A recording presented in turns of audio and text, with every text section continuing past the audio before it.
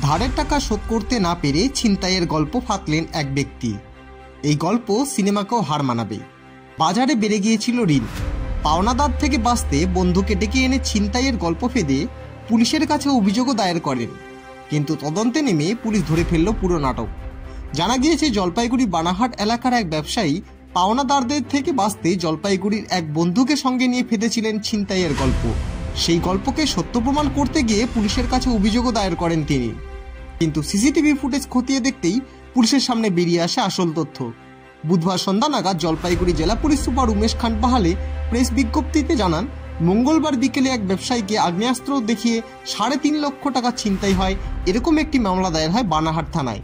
কিন্তু তদন্তে নেমে সিসিটিভি ক্যামেরার ফুটেজ দেখে পুলিশের সন্দেহ হয়। এরপরেই পুলিশ চেপে ধরে সেই অভিযোগকারী ব্যবসায়ী সমীর সরকারকে। এদিন সমীর সরকারও চাপে পড়ে স্বীকার করে নেন ভুয়ো ছিনতাইয়ের গল্প। বুধবার ওই ব্যবসায়ীকে মিথ্যা অভিযোগ জানানোর জন্য গ্রেপ্তার করা হয়েছে। পাশাপাশি গ্রেপ্তার করা হয়েছে তার বন্ধুকেও। জলপাইগুড়ি জেলা পুলিশ সুপার জানান, তাদের জলপাইগুড়ি থেকেই গ্রেপ্তার করা হয়। আগামীকাল জলপাইগুড়ি আদালতে তাদের তোলা হবে। পুলিশ সুপার জানান, প্রাথমিক তদন্তে জানা গেছে ওই ব্যবসায়ী অনেকের কাছে ঋণ নিয়েছিলেন এবং তার কাছে একটি সিগারেট কোম্পানিও কিছু টাকা পায়। তাদের টাকা দেওয়া থেকে বিরত থাকতেই তিনি এই ছিনতাইয়ের নাটক কষেছিলেন। আপনারা জানেন গত সন্ধ্যাবেলা আমরা বানারহাট থানাতে একটা কমপ্লেন্ট এসছে।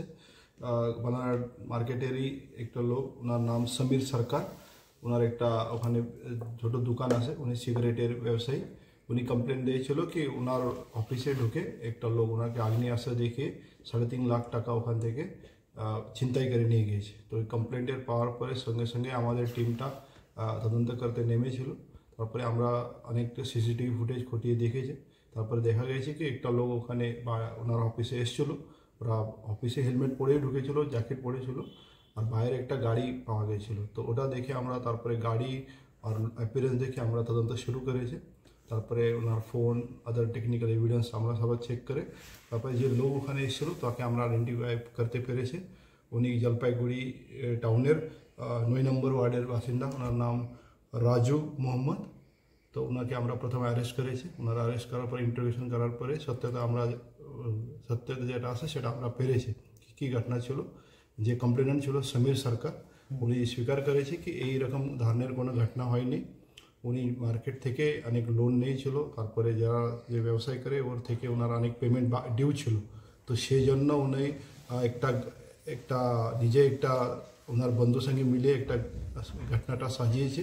বন্ধুকে বলেছে তুমি আসবে আর একটা ডাকাতি মতন তুমি এটা প্ল্যান করবে। তো সেরকম ওরা দুজন মিলে এটা প্ল্যান করেছিল। আর এই প্ল্যানটার তারপরে ও স্বীকার করেছে কি উনি নিজে বন্ধু এটা করেছিল। এই ধরনের কোনো ঘটনা হয়নি, কোনো আগ্নেয়াস্ত্র ব্যবহার করা হয়নি, আর কোনো চিন্তাই হয়নি।